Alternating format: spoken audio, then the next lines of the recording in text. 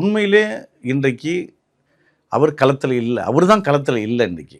அவர் தன்னைத்தானே மிகைப்படுத்தி கொண்டு நீங்கள் பார்த்தீங்கன்னா, அதனால தான் நான் கூட என்னோடய அறிக்கையில் சொல்லியிருப்பேன். நாணரவுடி அப்படின்னு வடிவேலு பாணியில் அவர் பேசுகிறாருன்றது நான் சொல்லியிருப்பேன்.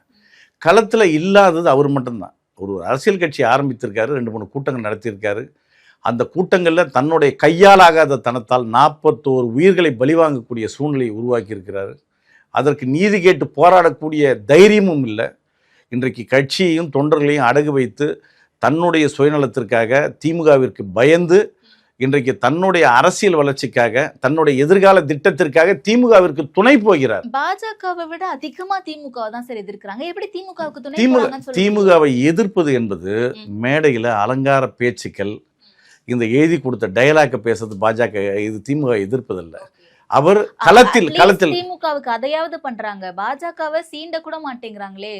சிஎம் பேசும்போது ஸ்டாலின் அங்கிள் அப்படின்னு சொல்றாரு, அதை அதுக்கப்புறமா திருத்திக்கிட்டாரு, நம்ம அதை வரவேற்கணும். ஆனா இந்த பக்கம் பிரதமரை பேசும்போது மோடிஜின்னு பேசுறது, மிஸ்டர் பிஎம் சார் அப்படின்னு பேசுறது, மரியாதையா தானே பேசுறாங்க. இது எல்லாமே நமக்கு என்ன காட்டுது? திமுக அட்டாக்கு தானே காட்டுது. நீங்க அதாவது எல்லாரும் அவங்க அணில் குஞ்சுகள்னு சொல்றாங்க.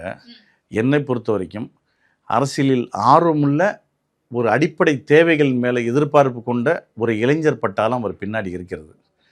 அந்த இளைஞர் பட்டாளங்க ஒரு அரசியல் அறிவை அவர்களுக்கு உருவாக்கணும்.